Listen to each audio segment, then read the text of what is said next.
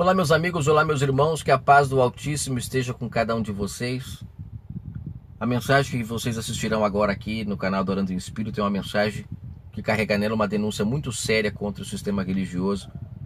Eu espero que você assista até ao final e, de preferência, não assista querendo julgar, não faça um pré-julgamento. Ouça primeiro a mensagem.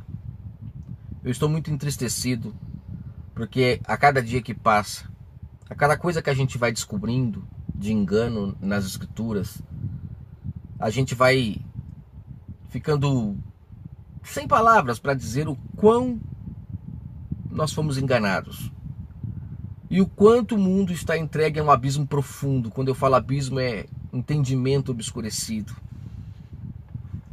A religião, ela sempre se coloca como algo separado de tudo o resto que acontece no mundo, mas ela é a maior culpada de tudo que acontece de ruim no mundo. Eu fico sem palavras quando eu tenho que gravar uma mensagem dessa, porque é muito engano, muito engano, muito engano, muito engano. As pessoas, elas estão o tempo todo fermentadas e misturando o novo pacto com um pacto antigo, o tempo todo. Fato que o Messias disse para não fazer. Se nós não conseguirmos separar em que momento das Escrituras o pão é dado para os gentios, que somos nós estamos sendo fermentados, estamos comendo de comida totalmente adulterada. E isso mata a humanidade. O Messias disse: é impossível remendar pano novo em vestes velhas. É impossível. No caso hoje é o contrário, né? Seria pano velho em vestes novas. Porque a partir do madeiro nós adentramos no novo pacto. E tudo a partir dali se renovou. Tudo a partir dali entrou em um processo totalmente diferente do Pai agir do que da velha aliança. Mas o sistema não deixa as pessoas entenderem isso. Como eu frequentei 20 anos no sistema religioso e eu propagava enganos, e eles não deixam a gente entender isso. Enquanto ficarmos dentro desses lugares, nunca entenderemos que o agir do nosso Altíssimo, a partir do madeiro, ele muda. Só que o sistema não deixa as pessoas perceberem isso. Eles não colocam de forma clara para as pessoas que nós não somos israelitas. Podemos ser israelitas espiritualmente falando, porque Paulo fala em Romanos 2 que o verdadeiro judeu, aquele que é circuncidado pelo Altíssimo, ele é aquele que é circuncidado após o madeiro em espírito, né? No entendimento, no ouvido, no coração. Leia Romanos, no finalzinho de Romanos 2 você vai ler Paulo falando sobre isso, que existe agora um novo povo que o Pai chama, que é um povo nascido do Espírito. Mas o sistema não deixa claro o que é necessário fazer para fazer parte desse povo. A maioria das pessoas estão comendo bolotas de porco, engolindo, através das mensagens que são pregadas dentro dos templos religiosos, engolindo mensagens que não foram ditas para nós, os gentios. Porque existe um grande fermento nas Escrituras, que é a separação do Novo e do Velho Testamento. O primeiro pacto e o segundo pacto. O primeiro pacto, ele é um pacto onde as pessoas precisavam ver para crer. A lei era externa. O Pai chamou os seus lavradores, os seus servos, para cuidar do povo, até que se gerasse os filhos espirituais. E a partir do nascimento dos filhos espirituais, acabaria o primeiro pacto, todo aquele sistema acabaria. E nasceria então um mundo sendo dominado pelo Altíssimo, pelo seu Espírito. Mas infelizmente, aqueles lavradores que foram chamados, aqueles mordomos, eles agiram de forma tão maldosa a esconder isso do povo. E uma das maiores abominações, das maiores apostasias que alguém poderia fazer, é colocar dentro desse livro Bíblia, que as pessoas seguem como regra de fé, o Novo Testamento começando no nascimento do Messias. Isso é uma apostasia das maiores que existe. Porque colocando o Novo Testamento ali, Os líderes fazem com que as pessoas comam de tudo que o Messias disse. Só que ele mesmo diz que ele veio para o povo de Israel. O pão, que era ele, as suas palavras, só foi dado aos gentios após o madeiro, com meras exceções, como por exemplo eu coloquei aqui Mateus 15, que é a história da mulher cananeia. Se você ler a história da mulher cananeia, eu acredito que você já conheça. Ele disse para ela, eu vou ler aqui a parte que ele fala isso, ó.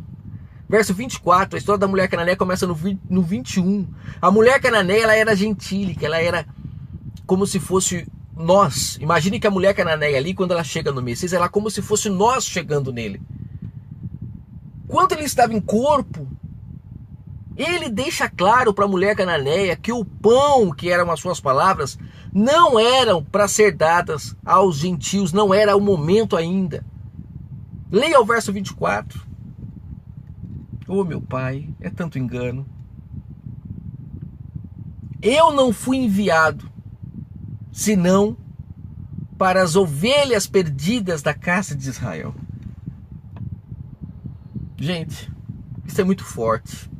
Isso é muito forte. Verso 25. Então ela veio e o adorou.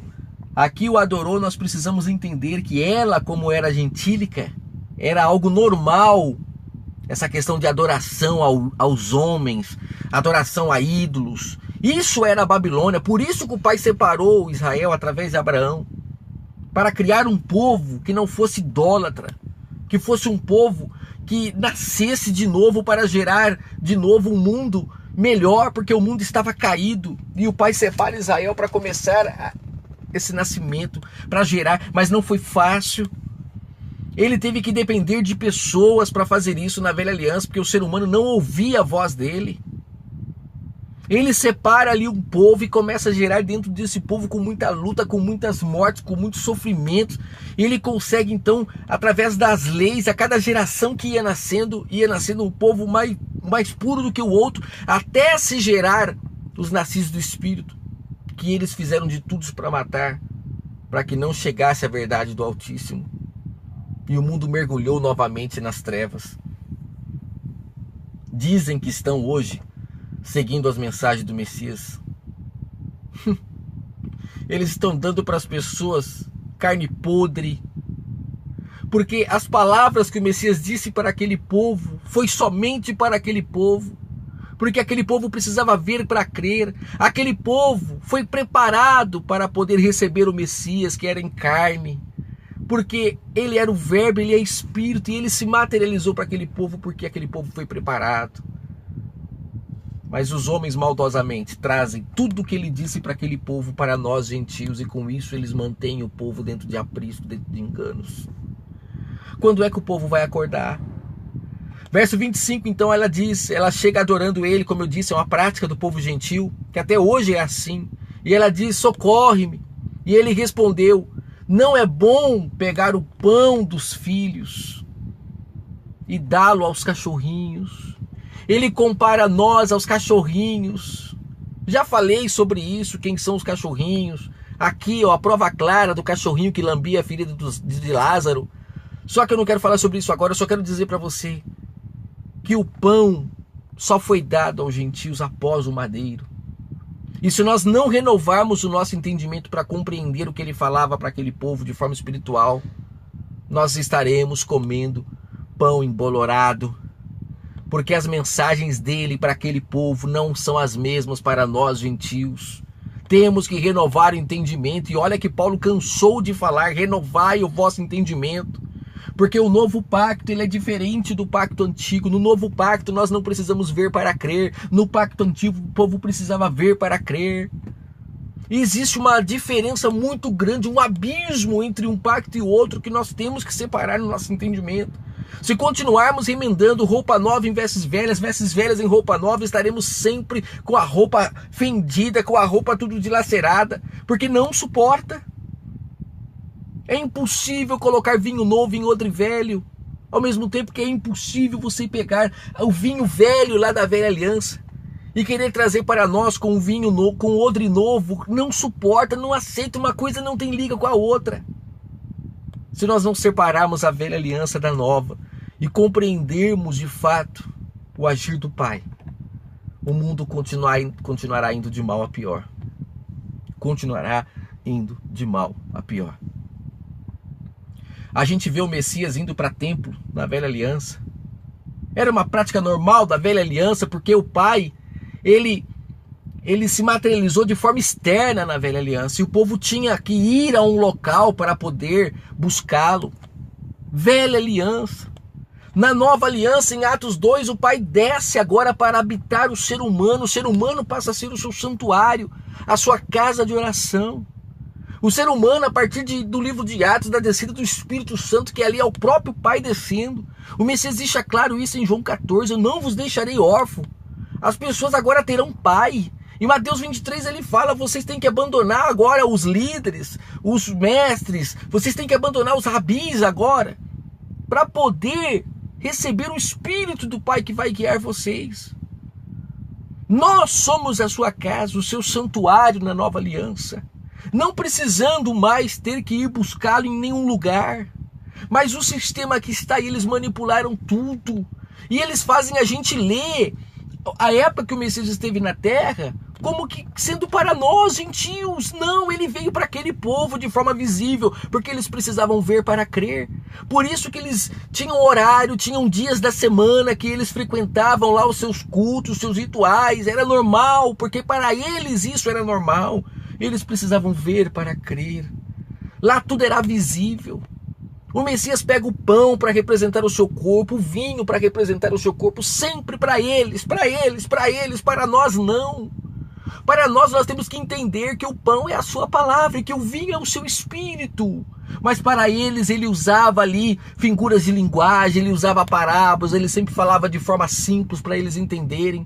Ele comparava a porco, as pessoas que não valorizavam a verdade. Ele comparava a pérola, aquilo que era verdade. Ele comparava a dracma, ele comparava a tesouro, a verdade do Pai. Porque era uma maneira de eles entenderem. Você compreende isso? Só que se você não separar na sua cabeça a maneira de ele agir da velha aliança e da nova, você vai continuar praticando rituais, praticando coisas que não é para nós. Porque se você ainda come um pãozinho da padaria achando que isso é fazer parte do seu corpo, você está dentro de uma apostasia enorme. Porque isso foi necessário para eles. Para nós temos que participar do seu corpo comendo da sua palavra, vivendo a cada dia dentro da sua palavra. Oh, meu Pai, é muito engano, gente, é muito engano. Eu separei aqui 5 parábolas que o sistema sempre traz para nós e que nunca foi para nós. Nunca foi para nós. A primeira delas é a parábola das 10 virgens. Eu já vi igrejas fazendo culto sobre a noite do noivo. Gente, a partir do madeiro, o noivo já não é mais noivo. Ele virou marido. E como que eu posso afirmar que ele virou marido? Porque em Atos, ele desce para habitar a sua noiva. E ali quando ele habita o seu santuário, que é a casa do Altíssimo, que é o entendimento humano, ali já significa ele se tornando um com o seu povo. É isso que significa essa expressão de marido, de mulher, de noivo, de noivo. O povo de Israel, eles não podiam chamar o Altíssimo de marido, porque eles não tinham uma relação íntima com ele. O Pai habitava fora deles.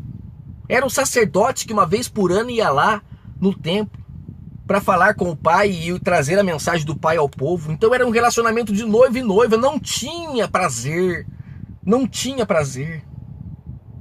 É por isso que lá no casamento de Caná da Galileia, o Messias vem e ele pega as tábuas de água e ele transforma em vinho, porque ali ele estava deixando claro que quando as pessoas agora recebessem o Pai em si, o relacionamento delas com o Pai seria muito mais prazeroso do que antes, no pacto antigo, quando apenas os sacerdotes é que tinham essa experiência, esse prazer de falar com o Pai. Na nova aliança, o Pai descendo a cada pessoa. O relacionamento seria de casamento, por isso que o primeiro milagre dele foi em um casamento, porque é isso que ele veio trazer. Ele veio ali como noivo, chamando a noiva para se casar. A parábola das 10 virgens, ela deixa isso claro. Quando ele fala das virgens ali, ele está falando do povo de Israel. Porque só tem um povo no mundo que pôde gerar pessoas virgens. Foi o povo de Israel. Porque o restante do mundo já estava entregue à Babilônia, às trevas. Todo mundo que nasce dentro da Babilônia já nasce prostituído pelo engano da Babilônia. Só teve um povo que teve a oportunidade de nascer pessoas virgens de lá. Foi o povo de Israel. E sabe por quê? Porque o Pai teve todo um trabalho de separar um povo na terra, com suas leis, com muita luta, com muito trabalho, teve muito sofrimento, muito morte, para não deixar a sua noiva ser manchada, para poder chegar no momento onde se geraria os filhos espirituais nascidos de uma virgem. E esses filhos espirituais que iriam lutar contra a Babilônia para derrubá-la com essa prostituta que engana a humanidade toda. Só que esses líderes lá de dentro, esses safados, eles se venderam para a prostituta. E este livro Bíblia, ele é a prova disso. Eles pegaram as escrituras da velha aliança e misturaram com as escrituras da nova. E fizeram a junção, onde as pessoas não conseguem separar no seu entendimento o que é velha aliança e o que é nova aliança. Elas vivem na nova aliança, mas praticando rituais da velha aliança. Será que você entende isso? Quando é que o povo vai acordar, gente? O mundo está sofrendo. Tem muita gente inocente morrendo. Muita gente indo para o abismo, morrendo e se acabando. Sabe? Morrendo nas trevas, porque não dão ocasião para o Espírito falar. Ficam debaixo desses líderes, dessas prostitutas em cada esquina, comendo desses enganos. E não conseguem ler as Escrituras como ela é. Fazendo a separação do momento em que a lei externa se cumpre no corpo do Messias. Como é que o Novo Testamento pode começar no nascimento dele, se ele, quando estava vivo, ele afirma: eu estou cumprindo a lei? Como é que o Novo Testamento pode iniciar antes do velho ter acabado, gente? Quando é? Não foi no corpo dele que a velha aliança se finda? Paulo fala isso em Romanos 7. Que a lei se finda no corpo do Messias. Leia Romanos 7, logo no comecinho, não precisa ler o capítulo todo não. É uma prática que o sistema ensina para as pessoas, nunca ler o capítulo todo. Leia Romanos 7.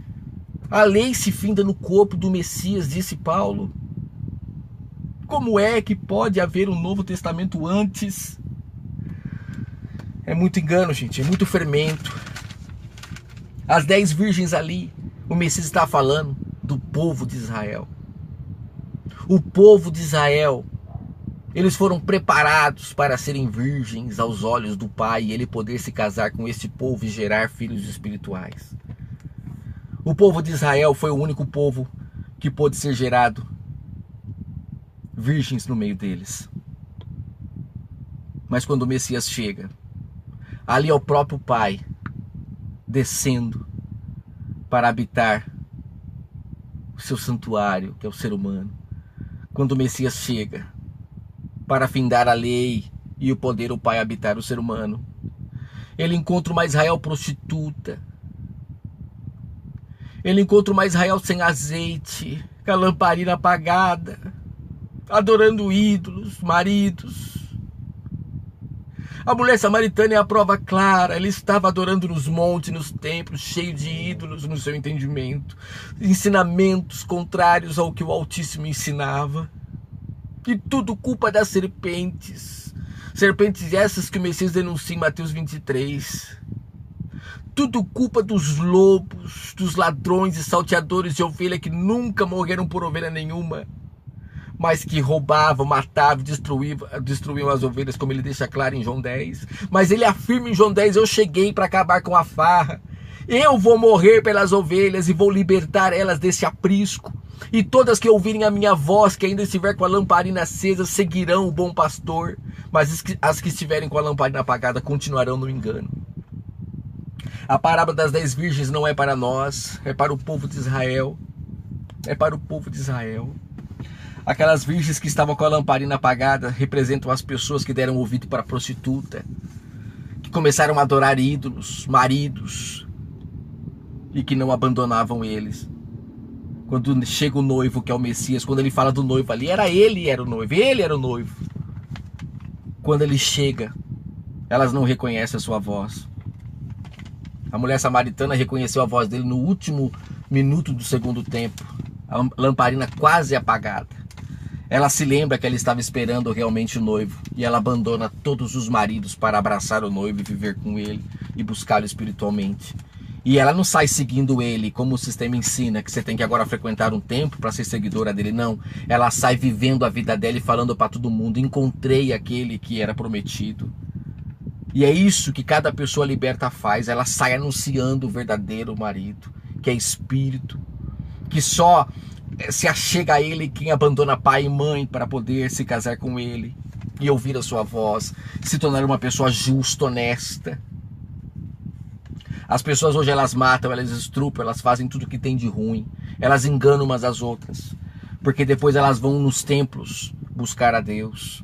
Elas vão dentro desses antros de perdição em cada esquina, acreditando que estão buscando o Altíssimo, negando que no madeiro o Pai agora desce individualmente em cada pessoa. Ele não habita mais dentro de local nenhum. A própria Arca da Aliança, que foi o único local onde ele habitou na Velha Aliança, a própria Arca da Aliança, na Nova Aliança, essa Arca da Aliança se torna o ser humano, porque passamos a receber agora as leis do Pai dentro de nós. Ou Paulo mentiu em Hebreus 8, quando ele disse que no novo pacto as leis do Pai passam a habitar o ser humano, o nosso entendimento.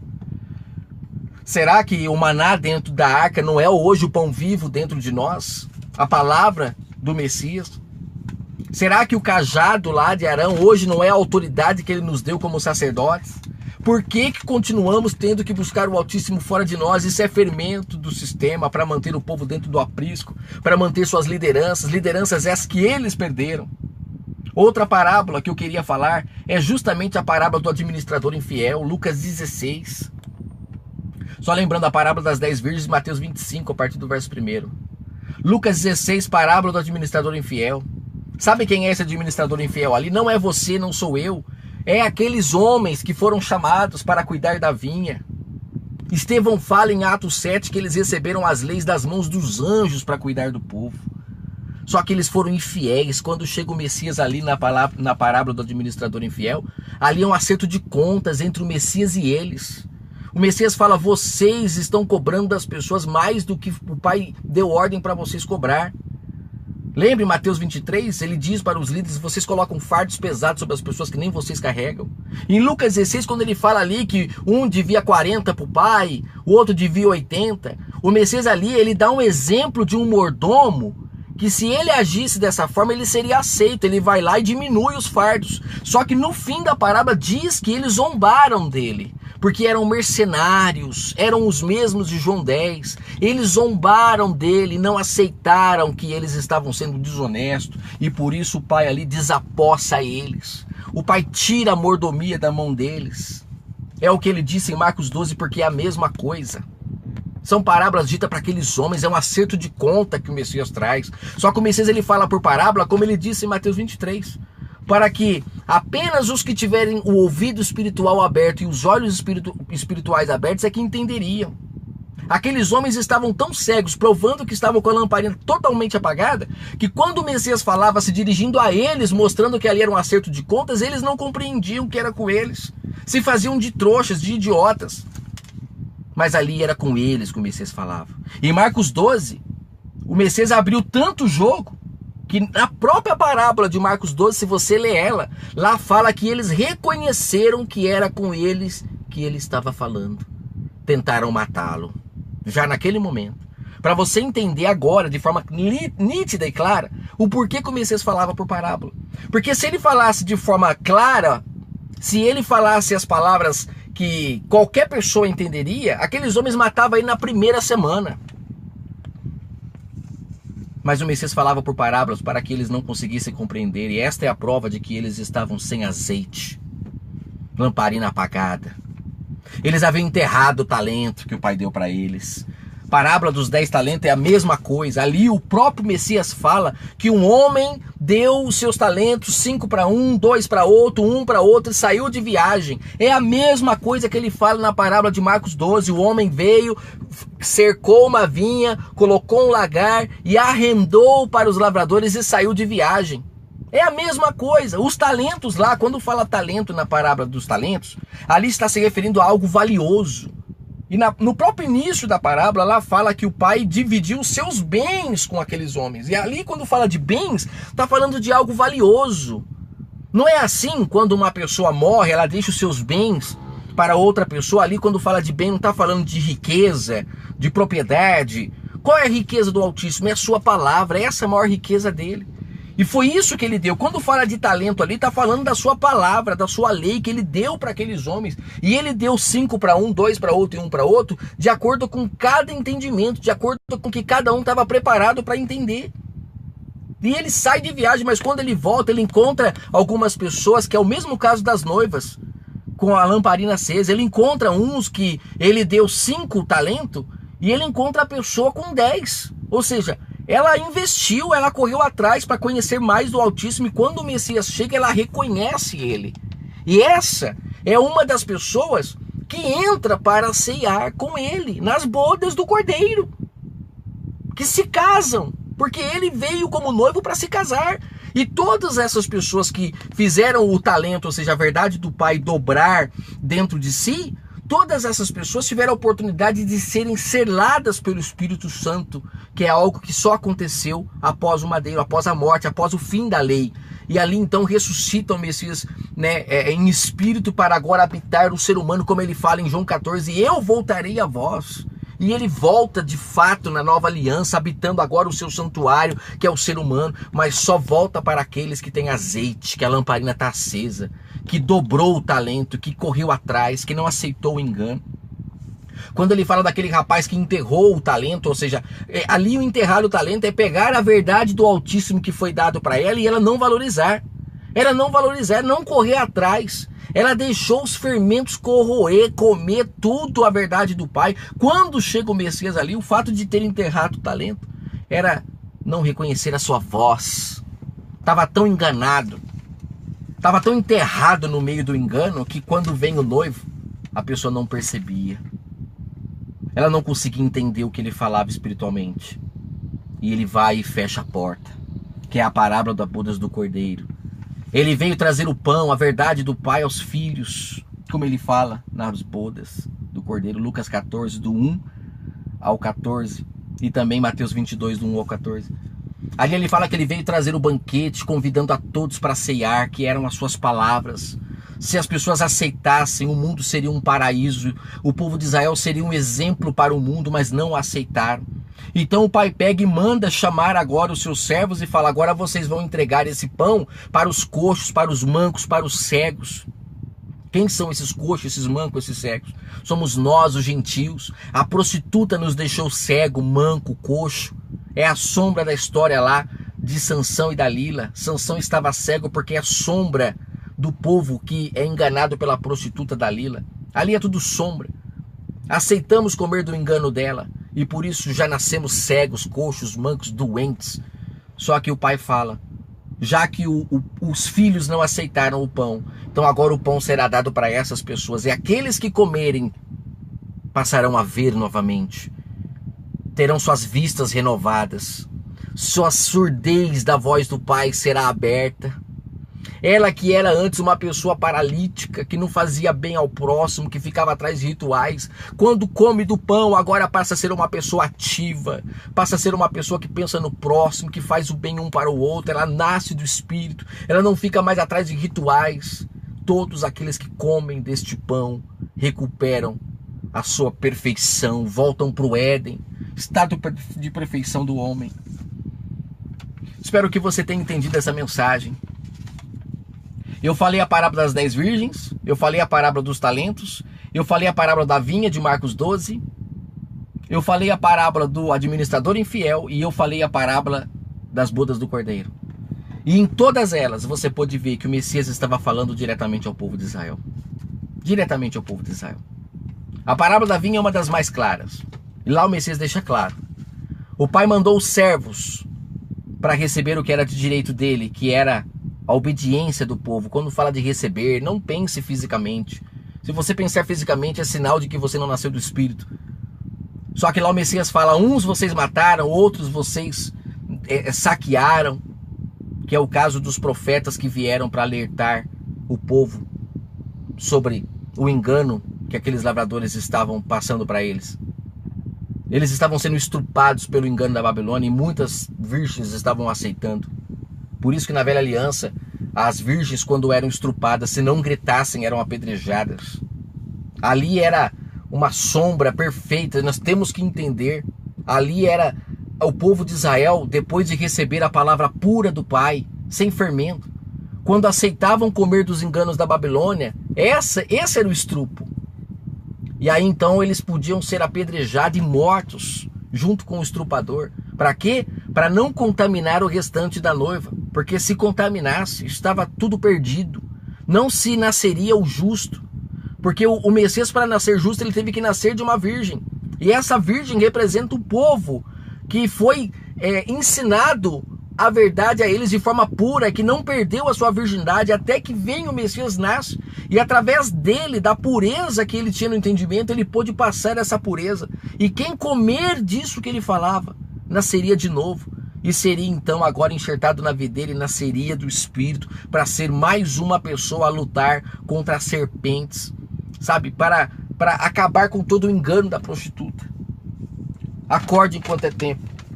O sistema manipula as escrituras para nós não entendermos que eles mataram o justo, como o Messias fala em Marcos 12, vocês me matarão para viver da minha herança.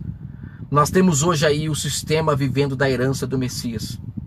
Nós temos um ídolo aí hoje que é adorado pelas pessoas, é reverenciado, é objeto de adoração que está sentado no santuário do Altíssimo, que é o nosso entendimento. E ele se assenta se passando como sendo o próprio Criador do universo. Só que na verdade, na velha aliança, quando o Messias ali está ali em corpo, falando com aquele povo, quem estava ali era o próprio Pai, por isso que se chama Emanuel, é o Pai, o Altíssimo conosco. O Messias ali em Israel, ele era o Criador do universo na terra, por isso que se chamava Emanuel. E ele estava ali prestando conta com os lavradores, como ele chama eles de administradores infiéis. Ele estava prestando conta com eles. Na parábola dos talentos, quando ele fala sobre o servo inútil, que não foi fiel nem no pouco, o muito ele nunca receberia. Ali ele está falando com aqueles homens que negaram a verdade do Pai, trocaram a verdade do Pai por pratos de lentilhas. Que é isso que a Babilônia é perto da verdade do Pai. Pratos de lentilhas. E ali o Messias está habitando aquele corpo, porque Messias significa ungido, é o Espírito do Pai habitando aquele corpo e falando poucas e boas para aqueles homens, prestando conta, tirando a mordomia da mão deles. Por isso que lá em Marcos 12 o Messias fala, a vinha será dada a outros, ali é o próprio Pai falando na boca dele e abrindo o jogo. Vocês perderão a mordomia de vocês. Só que esses homens não aceitaram. Aí criaram este livro Bíblia, todo fermentado. Novo Testamento começando no nascimento do Messias. Que desgraça é essa? Sendo que o Messias ele só disse está consumado no madeiro. Como que pode as pessoas comerem desse fermento? Sabe por que eles fizeram isso? Para que você coma do pão que ele trouxe para o povo de Israel. Para nós gentios, o pão é vivo. O pão é vivo. E era isso que ele estava oferecendo para aquele povo. Só que para eles, ele falava como que a crianças, porque eles não tinham entendimento renovado. Para nós, ele quer ter uma relação de adulto. Mas para isso precisamos abandonar o engano, para receber o seu Espírito e poder ser guiado por ele. Cuidado. Cuidado com o que você tem divulgado na internet. Tem muita gente achando que é liberta e divulgando heresias na internet. Pegando passagens onde o Messias falou para Israel, trazendo para nós. Isso é fermento, isso é dar pão embolorado para o povo. É necessário renovar o entendimento para compreender o que o Messias quis dizer.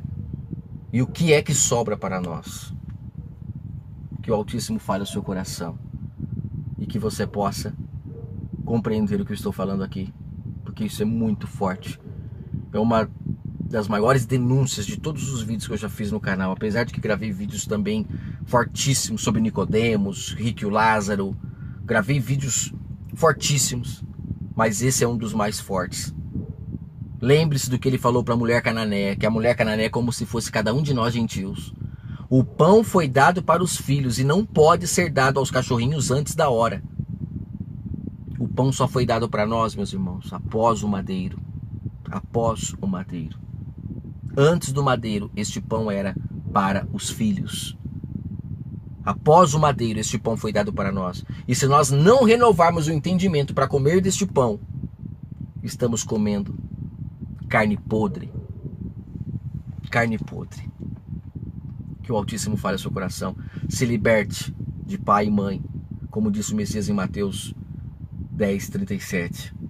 Se liberte de todos os enganos para receber o Altíssimo em si e ser um com Ele, não dependendo mais de que ninguém vos ensine nada, como disse Paulo em Hebreus 8. Esse é o novo pacto, esse é o segundo pacto. E é só assim que os mordomos são desapossados, quando recebemos o Altíssimo em nós e somos guiados por Ele e não mais por pai e mãe, porque crescemos. Quem come do pão, quem participa do banquete, quem entra para ceiar, está saciado, não tem mais fome. Mas quem fica do lado de fora, onde tem choro e ranger de dentes, ela sofre, ela não consegue encontrar a verdade, ela está sempre perdida, porque ficou do lado de fora, não aceitou entrar para comer do banquete. Que o Pai fale ao seu coração.